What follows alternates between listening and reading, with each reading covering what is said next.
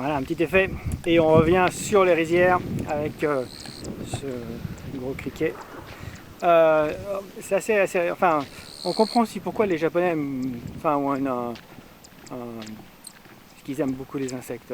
Je sais pas, mais en tout cas, on vit avec les insectes, hein, parce que la densité est forte. Il y a toujours un truc, un gros criquet, une libellule, une menthe religieuse qui traîne dans le coin lorsqu'on se promène dans ces zones-là. Et si vous asseyez quelque part, ça devient calme, et là, vous êtes entouré d'insectes. C'est assez, et même c'est assez joli en fait, hein, il faut le dire.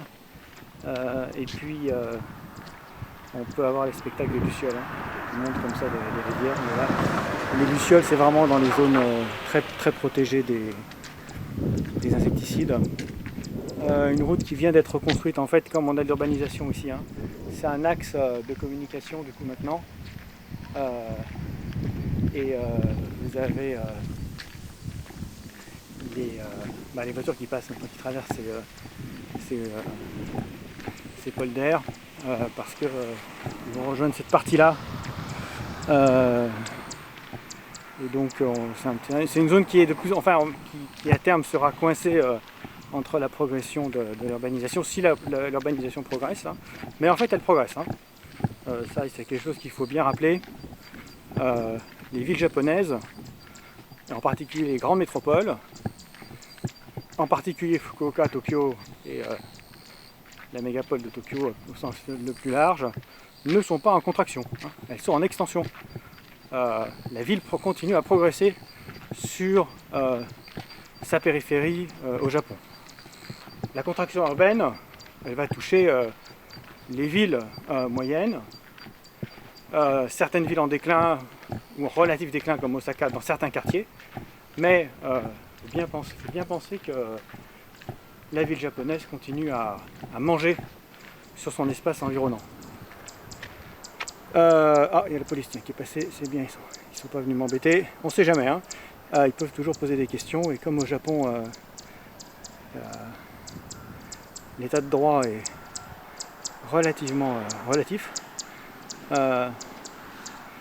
c'est toujours bien de les éviter, même si on n'a rien à se reprocher. Vous avez, ici on a un beau panoramique, hein, sur cette partie, hein, de ces polders. Vous voyez qu'ils sont assez... il faudrait mesurer l'altitude, hein, entre la rivière ici, ce bras de rivière, et puis ici, mais très souvent ils vont être en dessous du niveau de la mer. Et vous avez tous les systèmes d'écluses ici, hein, qui vont permettre de réinonder ces champs, de les alimenter en eau douce, hein. Et puis ensuite, hein, donc, écluses à droite, écluses à gauche, pareil, qui font partie de ce dispositif, hein, de gestion de l'eau dans ces polders. Et alors ici, on est sur des choses qui sont assez bien entretenues. Alors vous voyez que là, en fait, on redescend, et je pense qu'on est encore en dessous, hein, du niveau des rizières précédentes, parce qu'on redescend bien plus fortement. Ici on a quelque chose qui est beaucoup moins bien entretenu, mais quand même je pense qu'ils ont dû planter ça quand même, hein. C'est pas qu'ils l'ont laissé, c'est simplement que le riz n'a pas pris de partout. Ce qui est certainement moins le cas lorsqu'on fait du repiquage plus minutieux, même sans forcément le faire à la main, mais là vous voyez en fait ce qui est intéressant, c'est que ça montre pourquoi est-ce qu'on repique le riz. Et là, en l'occurrence, ça n'a pas marché, mais on repique le riz pour être sûr de ne pas avoir ça. C'est exactement pour ne pas avoir ça. C'est-à-dire que pour pas que sur un petit espace, on puisse perdre 10% de la rizière lorsque la rizière fait 1 hectare. C'est justement ce qu'on peut éviter, et c'est ce que le repiquage permet, historiquement a permis d'éviter. Et lorsqu'il est peut-être pas aussi bien fait, avec moins d'attention, et bien effectivement on a ce type de choses là, mais qu'on voit pratiquement jamais lorsque vous vous promenez. Alors bon, il faudrait faire des statistiques, hein. Moi c'est uniquement empirique, c'est de ce que j'ai vu, hein, en me promenant quand même assez souvent l'été dans les campagnes japonaises, plutôt dans le Tohoku, hein, plutôt qu'ici, mais j'ai jamais vu des rizières comme ça, hein. C'est-à-dire avec une partie qui n'est pas été où le riz n'est pas pris, et qui sont restés comme ça un peu à l'abandon. Si on a un autre criquet ici, une sauterelle plutôt. Je sais pas si on la voit ici. Le monde de la rizière est sympathique, hein. Il y a toujours un truc à voir.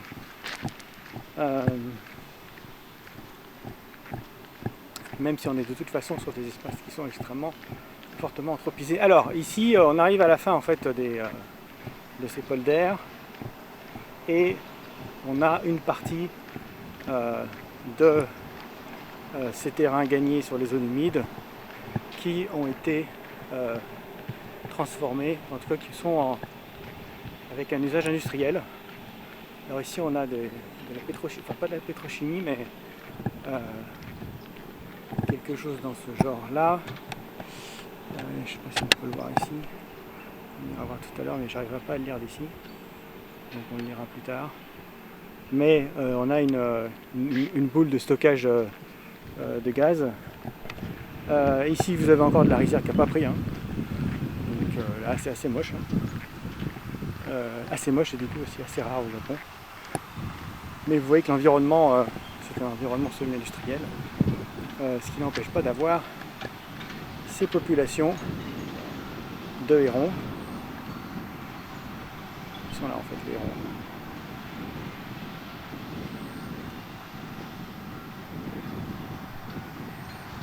Allez, on va faire le dézoom de façon inconnue. Hop. Et on va arriver ensuite de l'autre côté, hein, on a une nouvelle digue, la vraie digue, celle qui coupe tout ça de la mer et des zones humides, et on arrive sur ce qui reste des zones humides en fait. Ils s'envolent. Normalement ils vont tous s'envoler quand je vais arriver, et comme je suis méchant, c'est bien connu, je vais aller essayer de les faire s'envoler pour rigoler. Ou alors pour estimer la distance moyenne à laquelle les hérons s'envolent. Parce que c'est assez il y a une logique, hein, c'est chacun son tour. Non, je vais pas y aller parce que sinon je vais tomber dans la rizière et là on va rigoler. On va les laisser tranquilles. Et on va plutôt se diriger vers ce qu'était auparavant cette zone, hein. On va quand même filmer les hérons qui volent parce que c'est joli. Vous avez le héron Aosagi, le héron cendré, ne pas confondre avec la galinette cendrée, n'est-ce pas?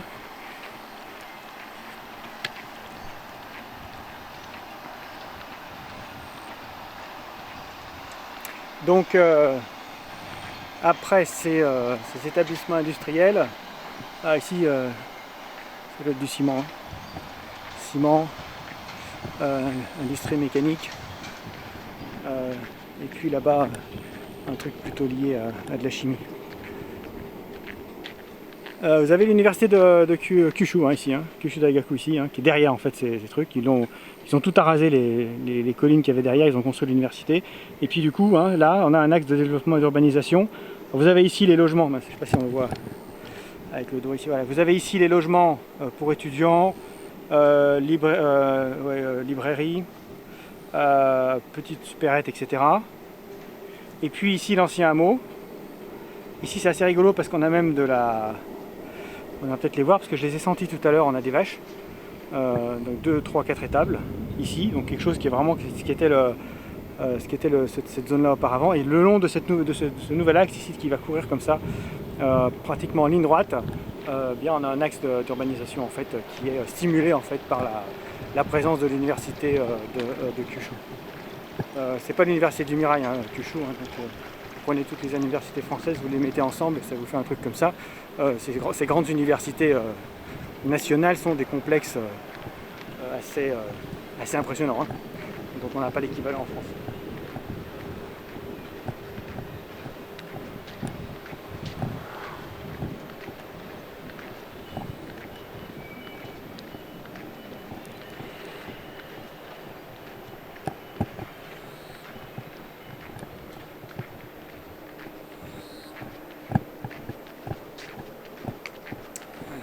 C'est plutôt camion poubelle, hein. Donc c'est plutôt une zone de tri ou de recyclage en fait.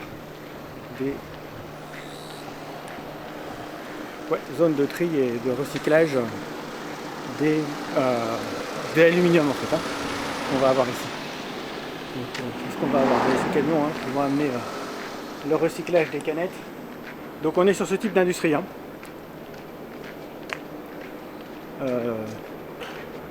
PMI, PME, industrie plutôt légère pour ça, et un peu plus lourde pour le ciment. Vous voyez que la cimenterie n'est pas énorme non plus. Et là on arrive sur la digue, et sur ce qui reste de la zone humide, hein, donc du Shigata. On va essayer de ne pas se faire écraser. Et vous avez voilà, ce qui était le... Attendez, je vais... Hop. Là, on va monter un petit peu le truc. Vous avez ce qui était plus ou moins cette baie, mais en enlevant les digues et en enlevant les polders, c'est-à-dire en enlevant pas mal de trucs.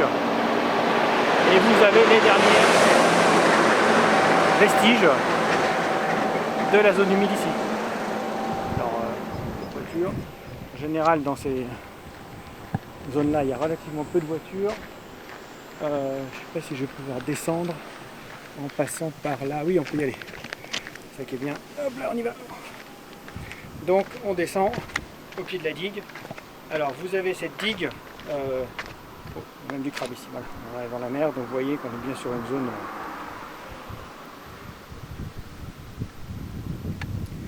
Et le crabe est ici.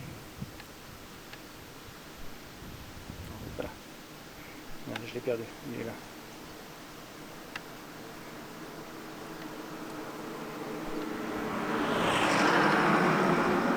Vous voyez qu'on est bien sur une zone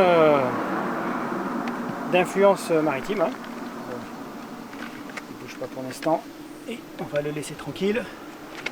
Et vous avez l'ancienne digue. Alors, on ne va pas s'avancer, mais quand vous avez ce type de choses là, c'est le type de digue de jetée qu'on construisait à l'époque Edo, en utilisant en général du basalte, des blocs de basalte, et alors, ça m'a l'air quand même d'être plutôt du granit ça.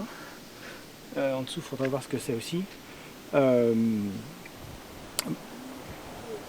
Qui était la façon de faire des digues. Hein. Là, vous pouvez les retrouver alors, sur les estampes, hein, lorsqu'on est sur des bords de mer, ou sur les parties des villes qui sont dans le port d'Osaka, le port d'Edo. Vous avez ce type de construction. Alors, je ne sais pas si celle-ci date vraiment de cette époque-là. Hein. Je dirais quand même que c'est plutôt, ça va être plutôt Meiji Taisho en fait. Hein. Parce qu'ils les ont quand même reconstruites et avec des choses un peu plus solides. En revanche, ce qui est intéressant, hein, c'est que vous avez ici l'autre digue. Hein. Là, on a remis du béton dessus hein, pour la rehausser. Donc, elle a été quand même rehaussée. Soit pour accroître, pour mieux protéger les terrains qui sont derrière. Surtout qu'en fait, maintenant, on n'a pas que de la rizière derrière. On va avoir également de l'industrie, par exemple. Là, donc, avec des gens qui sont là, qui travaillent dans des bâtiments. Donc ces gens-là, en cas d'inondation, typhon, etc., alors, pas de tsunami, hein, pas exagérer, il n'y aura pas de tsunami ici, mais il faut quand même les protéger. Il faut protéger ces installations. Hein. Une cimenterie, ça ne se protège pas de la même façon qu'une rizière. Si elle est inondée, la cimenterie, ça va poser plus de problèmes qu'une rizière qui a vocation à être inondée de toute façon. Donc on a un rehaussement de la digue, hein, et là, rehaussement typique de la haute croissance avec ce béton-là, qui est le béton, l'ancien béton, on va dire, le béton moche. C'est pas que le nouveau soit forcément super joli, quoique, mais vous avez donc ces étages-là. Et puis vous avez autre chose à observer, hein, c'est les marées. Hein. Vous avez ici, en fait, la marée vient jusque là. Hein. Il est parti, le crabe est parti. On va descendre, hop. Non, il n'est pas parti, il est là, il se cache. Un petit coucou au crabe. Si j'arrive à le viser.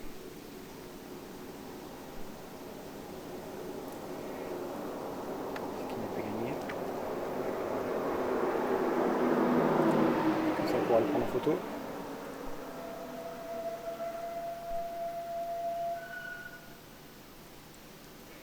Et donc le crabe qui atteste de la présence maritime. Donc on est bien sur des zones qui sont des zones où la marée va passer. Et vous avez le marnage ici.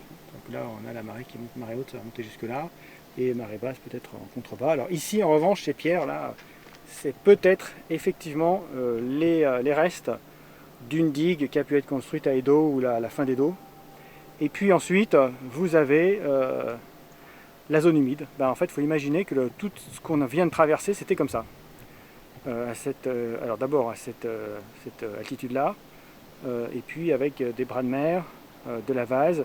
Ici, vous avez le courant, hein, l'eau de mer qui remonte en fait dans ce sens-là.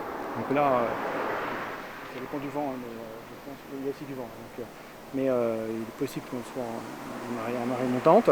Et vous avez donc, avec ces sasa ou ce type de plantes, qui sont des plantes amphibies, dont, plantes amphibies, dont le riz. Hein. Le riz, à l'origine, c'est une plante qui pousse dans ces zones-là. Dans les zones d'estuaire, avec de l'eau douce quand même, hein, mais dont la saison végétative va accompagner la montée du niveau de la rivière. Et le riz, c'est d'où l'inondation hein, de la rivière pour essayer de reproduire ce phénomène-là. Donc le riz, la plante va pousser au fur et à mesure que l'eau, le niveau de la rivière augmente. Et puis lorsque cette augmentation du niveau d'eau atteint un certain seuil, en général on est au mois d'août ou à la fin du mois d'août, les rivières vont être en théorie un petit peu moins abondantes et c'est à partir de là que le riz va commencer à germer, à faire les grains. Et donc c'est à ce moment-là que dans la rizière on va assécher la rizière et puis arrêter la croissance de la plante pour ensuite faire en sorte qu'elle fabrique du grain. Mais le riz vient en fait hein, de ce type de zone, hein, de ce type de zone humide. Ces zones humides, il n'y en a presque plus. Alors en France c'est pareil, il ne faut pas imaginer qu'on soit mieux lotis. On les a asséchés très rapidement parce que pour l'agriculture c'est intéressant parce que c'est des zones qui sont assez fertiles. Hein. Vous avez des limons, hein, de la sédimentation, on a énormément on a tout ce qui vient de la rivière, plus tout ce qui vient de la mer. Donc on est sur des vasières qui sont fertiles. Et donc une fois qu'on les assèche, ça fait de très bonnes terres agricoles. Vous avez ça dans la baie de Mont-Saint-Michel, hein, ce type de polder. Et vous voyez que aujourd'hui, hein, donc ici c'est ce qui reste en fait de la baie de Imazu, entourée de digues, et des digues qui sont vraiment des digues rasoirs. Hein, on ne fait plus tellement de digues comme ça au Japon. On les fait, que toute la baie en fait, toute la baie est entourée en fait hein, de ce type de digues qui vont protéger les habitations ou les industries qui sont construites derrière. Donc l'espace naturel qui va subsister, c'est uniquement ce bras ici. Hein, on a la rivière principale et puis on a derrière on a un autre bras de rivière et puis un autre morceau de Shigata. Ici donc on est plutôt à marée haute et puis à marée basse, ça va être de la vasière hein, dans laquelle on va pouvoir prendre des coquillages, patauger. Et ces Ishigata ont aujourd'hui une fonction écologique, alors ils l'ont de moins en moins puisqu'ils sont de moins en moins nombreux, une fonction écologique dans le tri de l'eau, hein, dans le filtrage de l'eau. Ils vont permettre d'avoir une fonction de filtration et puis également d'enrichissement en nutriments. Donc les eaux qui vont être situées à l'embouchure des Higata vont être beaucoup plus poissonneuses. Elles servent de refuge ou de zone de nidification dans certains endroits pour les poissons. Donc ce sont des zones qui écologiquement sont extrêmement importantes. Et puis également, ce sont des zones qui sont des haltes pour les oiseaux migrateurs. Et il me semble qu'on en avait parlé en cours, hein, tous ces Higata sont aujourd'hui protégés par les associations de protection des oiseaux. Et pas simplement japonais, hein, mais en fait sur toute l'Asie, dans une formule longiligne comme ça, du nord au sud, entre les oiseaux hein, qui vont quitter le nord de l'Asie, hein, donc Hokkaido, Kamchatka, tout ce qui est sur la Sakhalin, Karafuto, tout ça, autour de la mer de Arotsk, et qui vont ensuite descendre vers l'Australie, vers l'hémisphère sud, et qui vont du coup hein, avoir comme halte les Higata japonais. Et donc la destruction des Higata perturbe des migrations à l'échelle du continent. Voilà. Et donc ça va être aussi un des enjeux pour leur protection. Hein. Même si vous voyez que Il n'en reste plus beaucoup. Hein. Si vous voyez que de l'autre côté on a la digue. Alors ici là-bas on est à marée basse. Lorsqu'on est à marée basse, l'ensemble est à sec. Hein. Enfin, on est dans la vase. Vous avez ici les oiseaux hein, qui vont nidifier, se nourrir, avoir des haltes. Et vous voyez qu'ici on est sur l'embouchure donc de cette rivière. Et vous avez donc ce dernier Higata de la baie de Imazu, qui était auparavant hein, constitué d'un ensemble, de la baie de cette sorte-là. Et on va maintenant aller voir les vaches.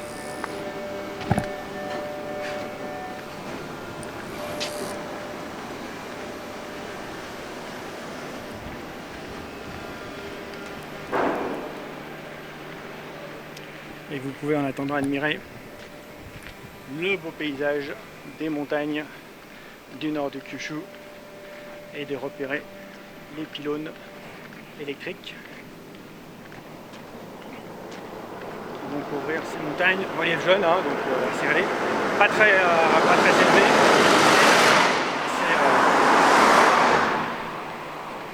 assez pentu. Ici, ces industries ont remplacé des parcelles de rizières.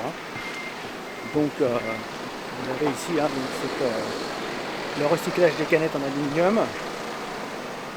Entre les deux, une rizière. Bon, on va pas dire qu'elle est très jolie. Elle est quand même cultivée, hein, elle a été plantée, hein, donc elle n'est pas à l'abandon. Mais ça n'a pas très bien pris hein, ici. Hein. En fait, plus on s'approche de l'industrie et de la digue, plus vous avez ce type de choses-là, hein, par rapport aux rizières qui sont à proximité du village, qui sont beaucoup mieux entretenues, en tout cas, qui sont cultivées quand même, je pense, avec plus de soins.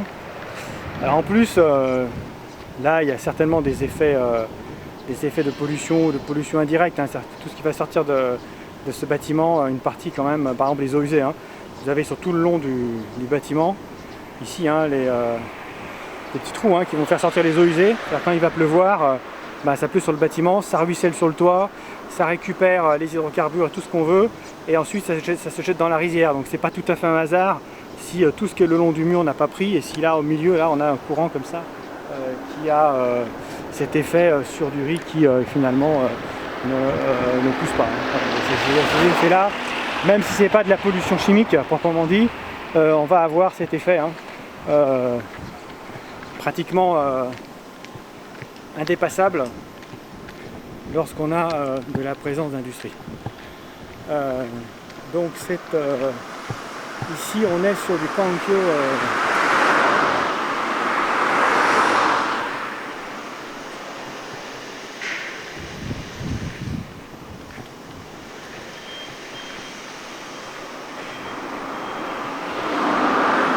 Engineering. Ici recyclage de biofood, alors je ne sais pas ce que c'est du recyclage de biofood.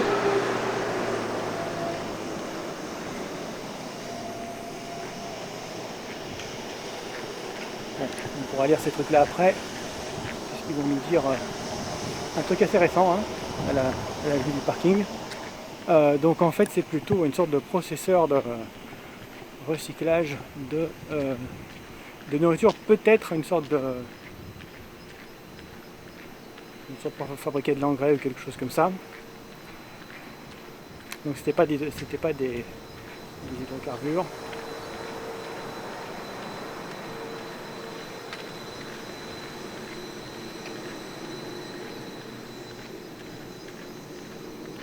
Vous avez la rivière hein, ici, hein, ces différents bras.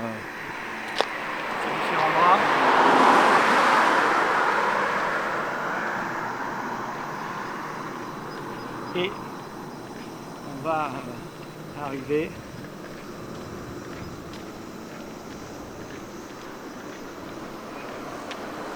dans un des vestiges de l'époque où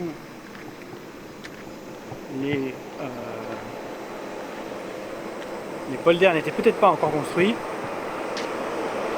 et qui sont parfois des marqueurs aussi de l'ancien trait de côte, de l'ancienneté de la zone.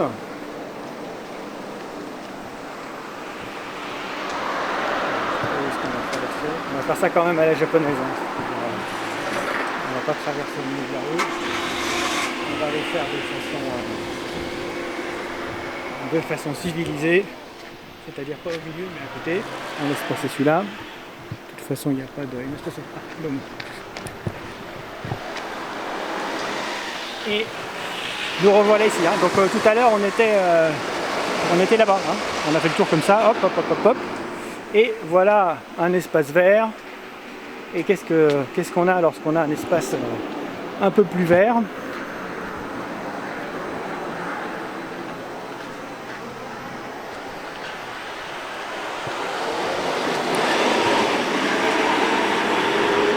Avec un joli jardin. Jardin en partie protégé. Hein. Vous avez ici quand même, là où il y a des arbres fruitiers, ça va être protégé par du grillage.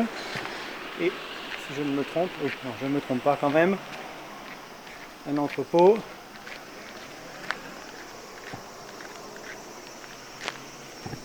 Les digues, alors imitation Edo mais en béton. Hein.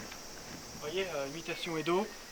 Vous avez ici, on va dire, je pense que quand même c'est du Meiji Taisho, et ensuite on fait ça à la Showa, hein. C'est-à-dire on fait tout en béton, et vous avez le jinja coincé ici. Alors, il faudrait voir à quelle divinité il renvoie. Je ne sais pas si je vais filmer dedans. Le truc pour l'eau, le bassin pour se purifier est fermé. En fait, ils sont encore en mesure Covid, quoi. Donc pas toucher la cloche, ne rien faire.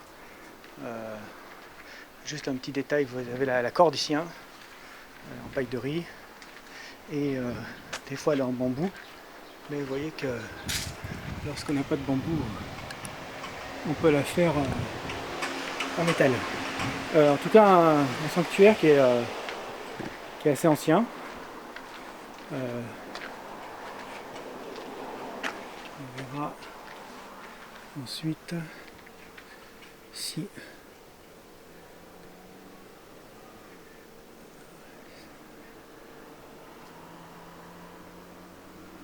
on peut avoir des indications sur le type de divinité. En fait, on va voir si on a une divinité liée à l'eau ou pas, parce que là on est sur un truc qui est quand même assez ancien. Vous voyez qu'en fait il est en plus en long comme ça, donc il faut imaginer qu'on était sur une sorte de soit un banc de sable, soit une petite avancée de terre, et qu'on a construit le jinja ici, hein. Et qu'en fait là, en fait la direction c'est vers l'embouchure en fait de la rivière, hein. Voilà. Mais la présence de du jinja atteste d'une ancienneté de l'occupation, mais également, si on est en lien avec des divinités liées à la mer, éventuellement quelque chose qui a été en quelque sorte dépassé par la plage, par la conquête sur l'eau. Et ici certainement la maison de Kangoshi, de celui qui s'occupe du jinja. Toujours au milieu des canaux ici. Et on va aller voir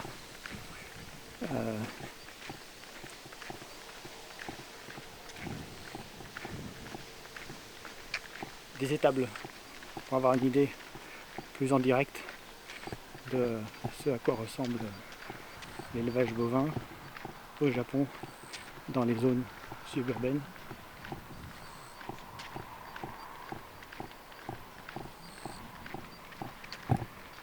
Parce que vous imaginez bien que les bovins, ils ne vont pas aller brouter dans les rizières, hein.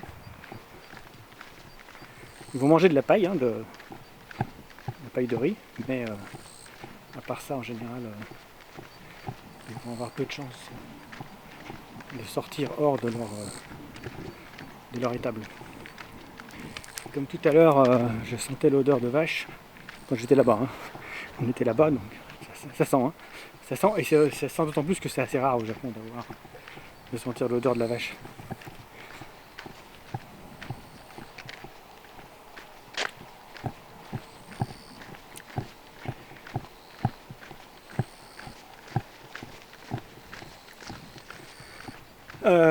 Autre possibilité de mettre en valeur un terrain aujourd'hui, la construction de panneaux solaires qui va, avec des tarifs de rachat, permettre. Alors d'abord, on utilise le terrain. Donc déjà, on ne va pas tomber sur une taxation, sur une surtaxation des terrains comme terrain inutilisé. Et en plus, on va pouvoir produire du panneau solaire, de l'électricité qui va être achetée.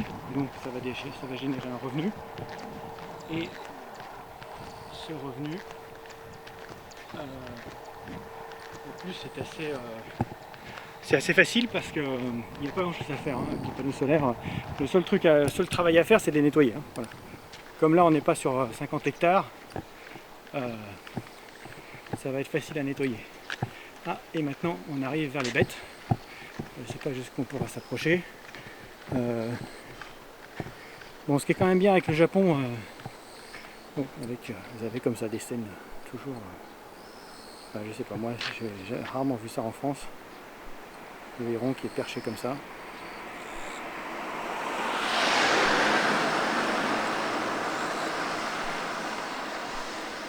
Le calme.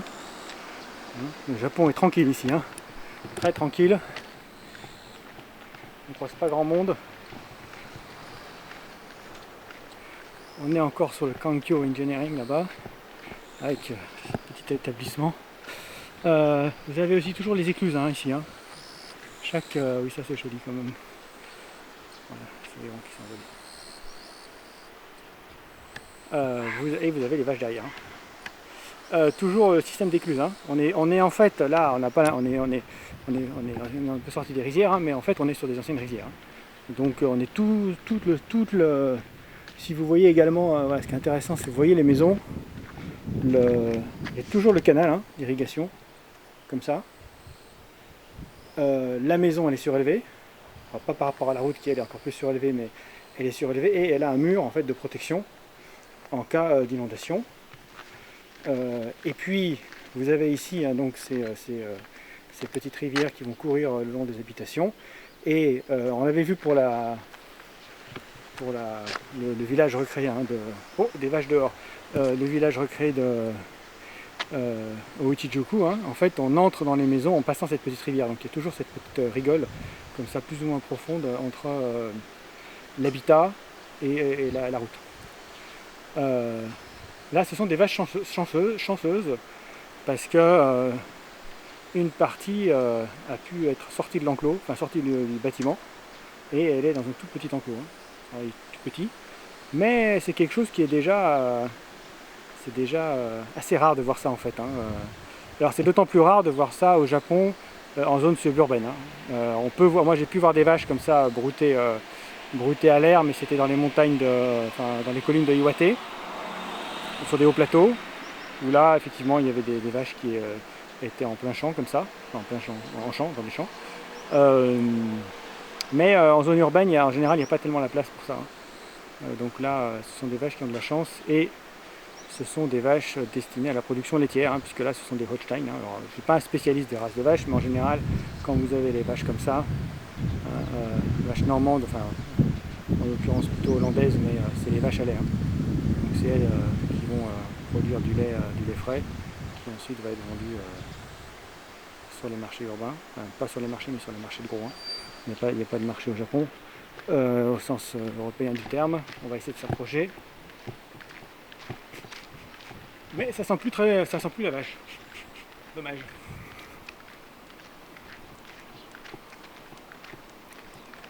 On va voir jusqu'où on peut s'approcher. En tout cas, là, on a des unités de production. Toujours intégrées à la rizière. Hein. Ici, vous avez rizière, champ sec. Ici, entreposage. Alors, ce qui est intéressant aussi, c'est que on comprend en partie peut-être pourquoi il n'est pas évident et pas forcément intéressant au Japon de faire de l'élevage bovin. Parce que ici on n'a pas beaucoup de vaches, hein.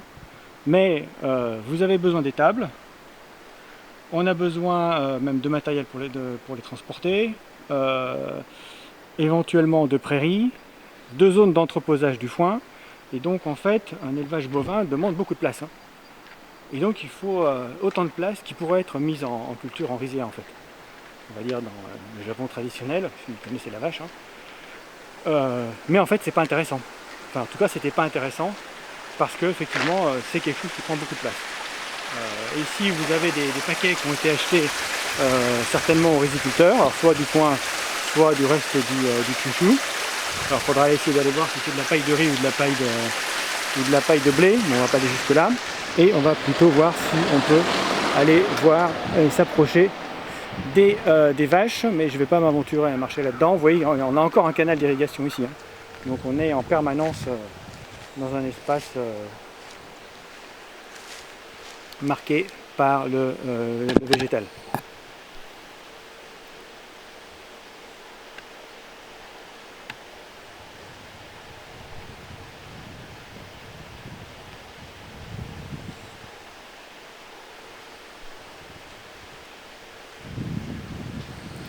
Donc plutôt des vaches qui vont produire du lait. Allons voir un petit peu les étables. Elles ne sortent jamais. Bon, je ne sais pas si on va pouvoir faire coucou au fermier. Ah là ça commence à sortir la vache maintenant. Et vous avez... alors elles sont climatisées. Elles ont chaud, hein, les pauvres, hein. Vous voyez ça, c'est pas de la vache tropicale, hein. Elles ont quand même très chaud. Donc il faut les aérer.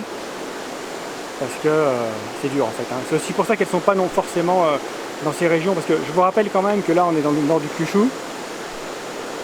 C'est-à-dire on est à peu près à la hauteur, on va dire, un peu plus au nord d'Agadir, hein, donc vous voyez à peu près ça, hein. Si vous allez dans le continent, c'est encore, on est pratiquement dans le nord du Sahara. Les UV, le soleil, il est presque à la verticale, hein, en été, donc le bilan calorifique, il est extrêmement important. Ça, c'est des vaches qui sont faites pour le climat breton, éventuellement climat hollandais plus en haut. Donc elles ne sont pas adaptées du tout en fait au climat japonais, et encore moins au climat du Kyushu, et encore moins au climat de plaine, parce que là on est vraiment sur la plaine, hein. Donc pour elles ça doit être assez dur, hein. D'ailleurs elles ne sont pas très grosses en plus. Vous voyez qu'elles bavent, la pauvre vache. Vous voyez que j'ai de la compassion pour les animaux. C'est pour certains ça. Elles sont climatisées, hein, parce qu'elles sont très chaudes, et donc ça, c'est pas de la vache japonaise, c'est pas du wagyu, c'est de la vache Holstein qui fabrique du lait. Et vous avez des exploitations qui sont pas très grosses, et du coup elles vont être nourries, hein, uniquement. Là elles ont de la paille, hein, quand même, c'est pas de la poudre de soja, mais elles doivent avoir elles doivent avoir du soja, hein, quand même, des tourteaux de soja importés des États-Unis ou d'Amérique latine.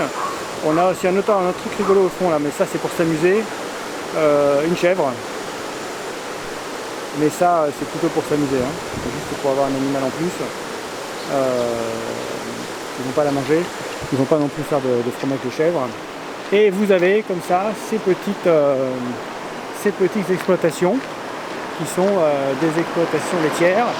On retrouve toujours, alors, ce que je vous racontais tout à l'heure, hein, c'est-à-dire que là en fait il y a encore le canal d'irrigation, et pour passer de la route jusqu'à l'habitation ou à l'entrepôt, ben, il faut passer par là, hein. Alors à Tokyo, à l'intérieur de Fukuoka, tout ça est remblai, mais c'est recouvert de béton sur tout le long, mais on a ce truc là de façon assez typique, qu'on va retrouver même sur des exploitations agricoles. Et là en revanche vous avez plutôt vous avez ici la vache noire, hein. Je ne sais pas s'ils l'ont mis à côté, mais ça c'est plutôt de la vache japonaise, hein. Et elle, ce serait plutôt de la vache à viande, là du coup qu'on va plutôt utiliser avec attention, parce qu'on va essayer de la vendre quand même assez cher, hein. Donc vous avez ces deux types de vaches en général qu'on aura sur ces exploitations. Et ici vous avez les silos, hein, pour le grain. Et également vous aurez ensuite toutes les infrastructures qui vont permettre de récupérer le lait. Toujours sur la mécanisation que demande vous voyez, une exploitation bovine, il va falloir avoir ce type d'ouvrage pour prendre les ballots des pailles.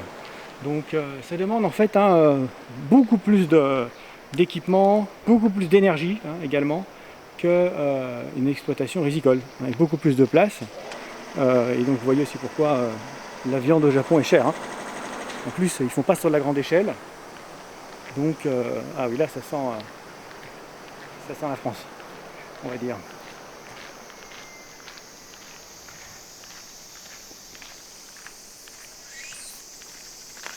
Et ce sont plutôt des unités de production laitière plutôt que de véritables fermes. Là, c'est le stockage des tourteaux de soja. Là, c'est pas de la paille. On va leur donner à manger.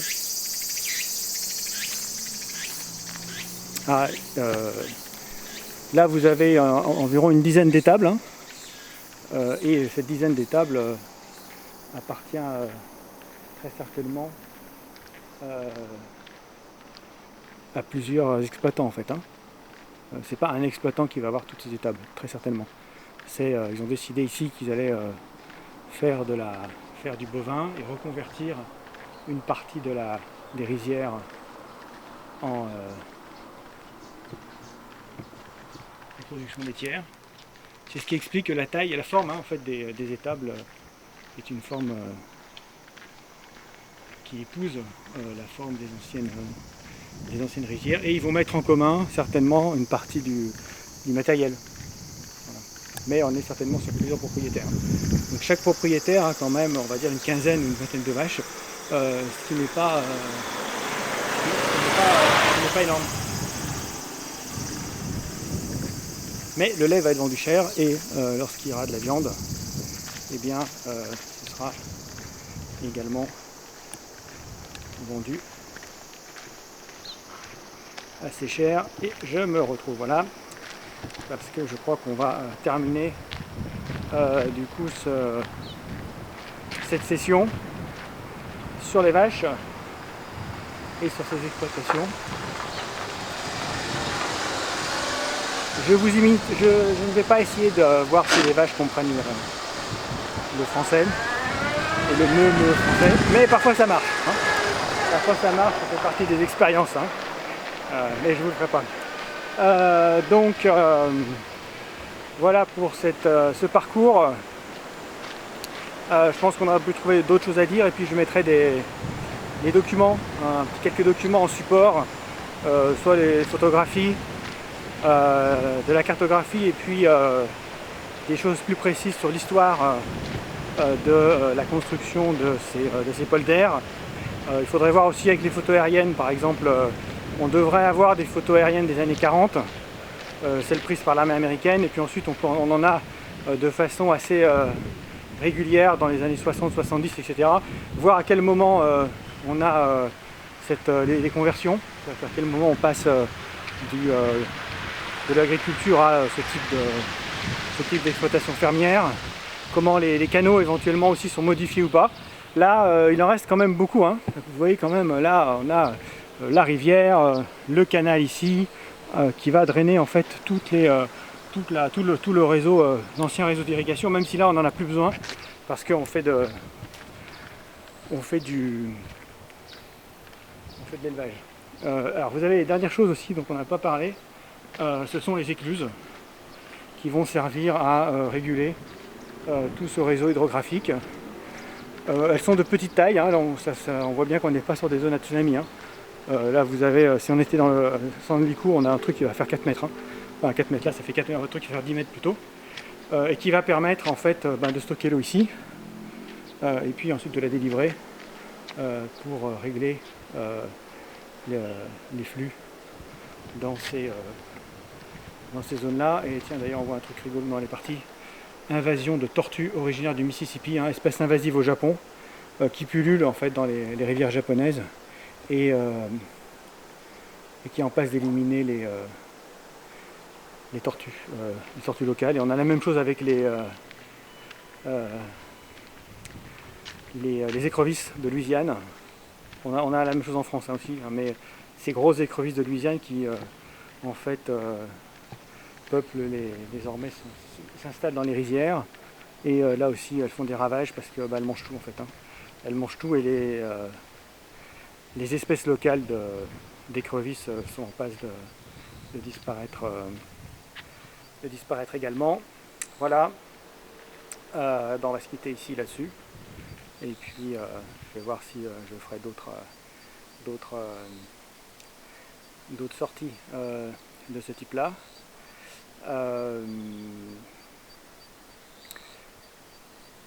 Je sais plus ce que je voulais dire. Oui, donc là c'était filmé en 4K hein, pour une grande partie. Donc j'espère que ça se verra sur YouTube et que les choses sont visibles. Hein, voilà. Donc ben, on se retrouve à une prochaine fois, voire éventuellement en cours de société à partir de septembre. Voilà. À bientôt.